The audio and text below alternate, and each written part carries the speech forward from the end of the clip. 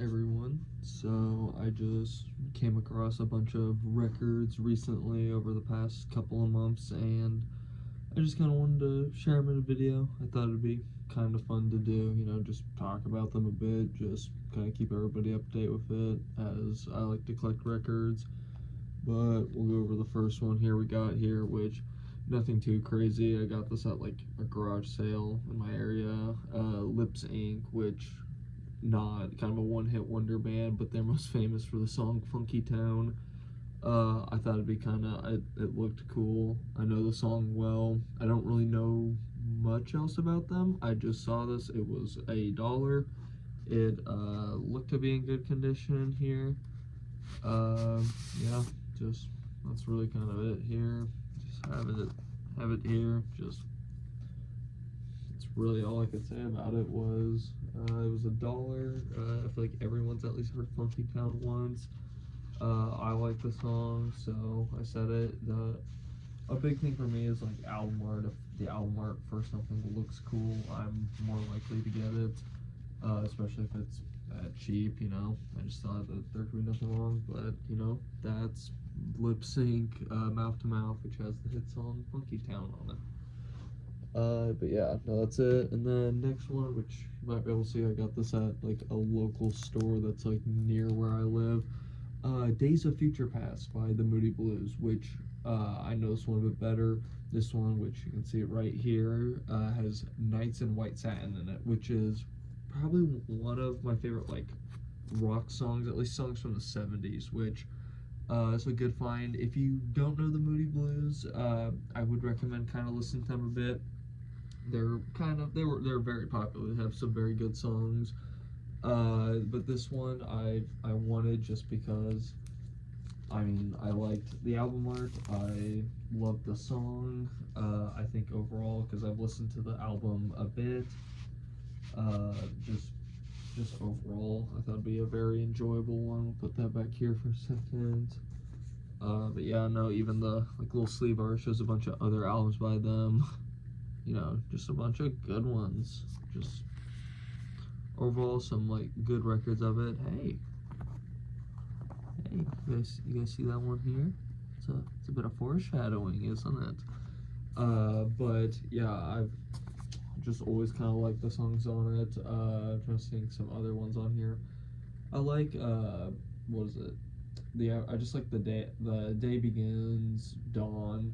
It's because it's not my favorite one. I think my personal favorite one is my goodness, it's like In Search of the Lost Child, I believe is what it's called. It's either that one or the Seventh Sojourn, I believe, which has I'm just a singer in a rock and roll band. I think that one's good, but I think overall that this one is a pretty good quality one of it. It's definitely when they started making this album, the goal with it was to make songs that they could actually perform live, and it stayed a bit true to it because a lot of their songs are very like their debut. I believe this is their like third studio album, which I for a longest time always thought this was like their first or something. But good, decent, quality record. Overall, the next one, when I said foreshadowing, the Rolling Stones' album Let It Bleed, which probably my favorite Rolling Stones album. It's definitely between this one and like Sticky Fingers or Some Girls. But this one definitely you really can't go wrong with it. Honestly, like iconic album cover. There's the back of it. Iconic songs like if you haven't heard "Give Me Shelter," which probably one of my favorite Rolling Stones songs. One of the most important and best like Vietnam War songs, just amazing. The female vocalist on it is just amazing of it. You Can't Always Get What You Want, another iconic song. Love in Vain, Country Honk, Midnight Rambler, it's a good one. You got the eponymous track Let It Bleed. Just in general, just a good record. Nothing really that serious about like the packaging, just honestly kind of a more simple, a little bit disappointing. I was a little hoping for a bit more, maybe something with like the band on here, or at least something on the back. It's just kind of a boring pink, but the record plays well. just kind of the record. You just get it. It's got the Rolling Stones, just blue with, or just like a simple black record. Nothing really too crazy with it, but you know, you're getting the album. You kind of can't really go wrong with it. I'm not too disappointed with it. Something a little more in like the little inner sleeve thing would have been nice, but I'm not gonna complain. Next up, we have Metallica's And Justice for All, which very, you know, I like the album of it. It's not my favorite Metallica album. I don't own that many Metallica albums. The only other one I own is their debut album, Kill 'Em All, which I personally like it a lot. I just like how heavy that album is. I think it's pretty good. This one isn't bad. It has my favorite Metallica song on it, One, which is good. You know, it's a just very like dark song about like that one book, Johnny Got His Gun, which in the music video it samples a bunch of like freaking samples. It uses parts from the movie of the same name. It's also not bad. Blackened is pretty good. And Justice for All is also good. Eye of the Beholder, To Live to Die, Harvester of Sorrow is a pretty good song on here of it. And then opening it up with it, which it is I believe, if I'm correct, it is there's two records in here of it, just clear kind of white thing here, and then I'll pull it out here for a second here. If I pull it back slightly, you can see green record, clear one. It's kind of lime green with a little bit of like some darker like splotches and like streaks through it.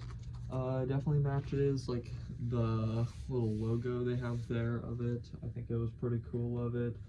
Saw it, wasn't too expensive, and I was like, you know what, I'll cop it. I'll cop it.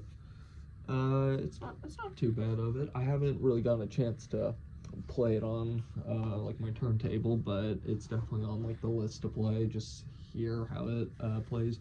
Now these next two, these two are very new. I haven't even like fully opened them. I kind of cut open like the little protective like thing over it just so it'd be easier, because it's kind of atrocious trying to open records sometimes. But I haven't opened these two here, but this first one we got up here, not to get ahead of ourselves, but Soundgarden's Super Unknown. Now, if you don't know, I don't know if I've ever stated on like the channel or the second channel, the one and only Music Man, where I started reviewing music, which you should go subscribe to it. I finally like put it on one of the featured channels, because you know I'm really good at the YouTube thing. Soundgarden is my favorite band.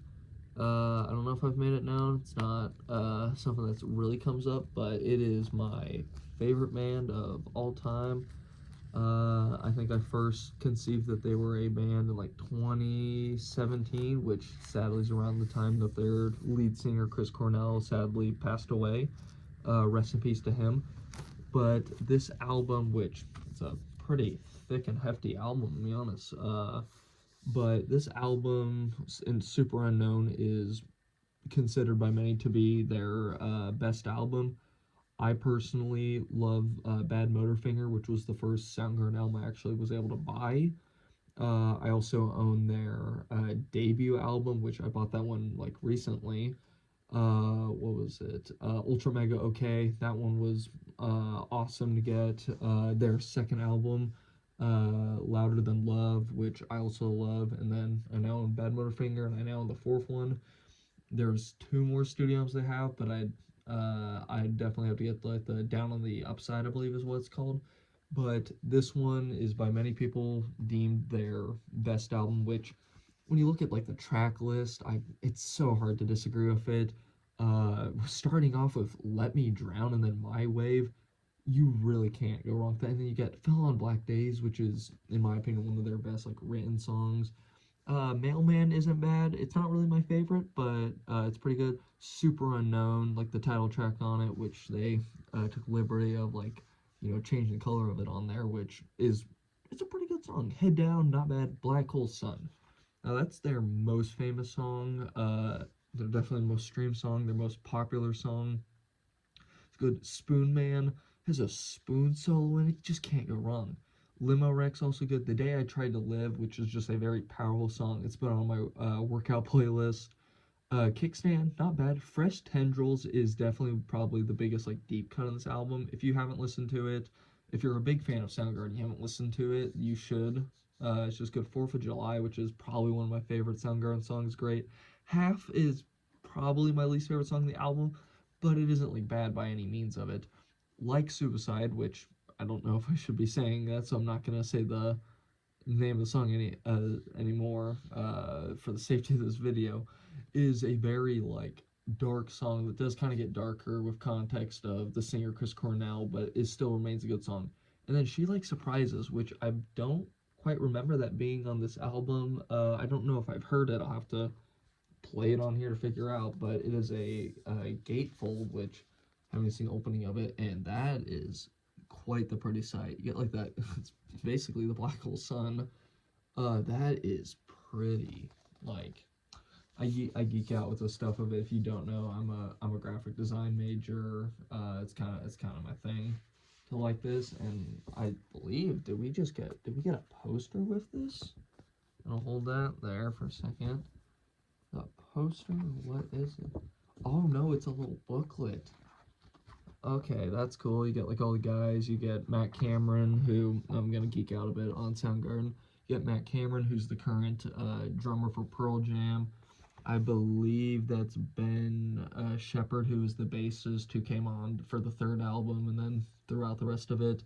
In the center there, I believe that's Chris Cornell. They're all kind of blurry, so it's hard to see. And this is also, I know, this is when Chris Cornell cut his hair short.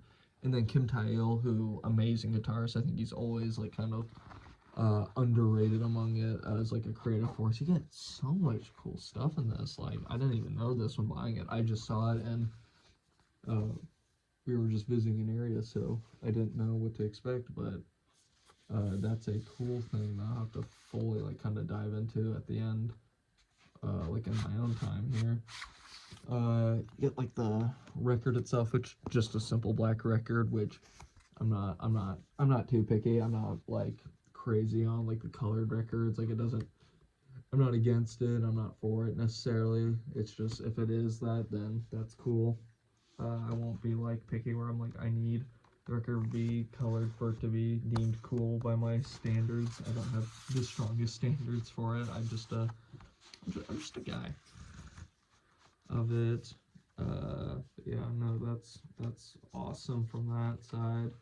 Other side, just same thing here. I'm a just big fan of that, honestly. Like, there's not really much else to say about that. I could do like an entire video deep diving on my love of this man, but that is Soundgarden Superunknown. And onto the final one, which, if you're looking at this, you probably saw it. Danny Brown Atrocity Exhibition, which I got this one at the same time as the last album I talked about. This is probably one of my favorite rap albums. Just to get some of that, I'm a big Danny Brown fan of it. But funny story of this, I would never recommend this album be the first Danny Brown album you listen to, as it's definitely one of his, probably his most experimental album. Which I'm a fan of experimental, but sometimes they can be a bit too much. First time listening to the album, which was probably like 2 years ago, was not really a fan of it. I, for some reason, just did not like his voice. I didn't like I don't know, there's just something about it. I was like, it's too weird. Like, I'm like, I like weird, but it's too weird. It's too much. He needs to tone it. He needs to tone it back. And I just never, I didn't listen to it again. I didn't listen to any other Danny Brown album. And then I came back to it like 2023 maybe, and I was like, you know what, maybe I should listen to it again. And then I did, and I found, I was like, I actually kind of like this. There was some cool stuff. It's similar to the Metallica one where it's the 2 record things in here. Simple Black record. I love the art thing on there. Like, that is cool. It's very like torturous, has all songs on it. And then this dropped out of it, which It's just I'm not gonna show it because I don't want, or I'll show it here, but it's a code just to get the song for free. I don't want people stealing my free download of the album of it. But yeah, no, that's awesome. There's a second one I believe in there. Just gotta put that back in there safely and soundly. Is there different art on this one? There is, and this one is cool as well. You got some different art there. Love all the faces on this. This album is just so like torturous on it. Songs like the song that definitely made me like the album more and then opened me up more to it was definitely Pneumonia, which is still probably my favorite songs on here. There's a lot of good songs on here in my opinion of it. Like Really Dough is really good. Gold Dust. What else is on here? I know Rolling Stone is pretty decent on there. It's on there. Yeah, just Really Dough, which just has three of like some of my favorite rappers on the same song with Kendrick Lamar, Absol, and Earl Sweatshirt. Amazing. Lost and Ain't It Funny are good. White Lines. From the Ground I'm not too familiar with. Get High is pretty good, and Helford is great. This entire album I love like the packaging on it. He takes a lot of pride a lot in that. But yeah, no, I love the album down from like this artwork. It's so torturous, even like with him getting like his skull like melted off looking. But no, I would definitely not recommend this as your introduction to Danny Brown unless you were very familiar with like experimental artists that are a bit wacky, like JPEG Mafia or that. I would have recommended like oh god, what was it? I would recommend like Triple X would be a better. It's still crazy because you're gonna get on every Danny Brown album, but this one takes the cake with it. But I'm gonna just put that here for a second. That's gonna be it for it of this video. Just going through some records. If I find any more, I'll make a follow-up video. I don't know if I'm gonna do this often, but if I do, I will let you know. But that's gonna be it for me. Bye.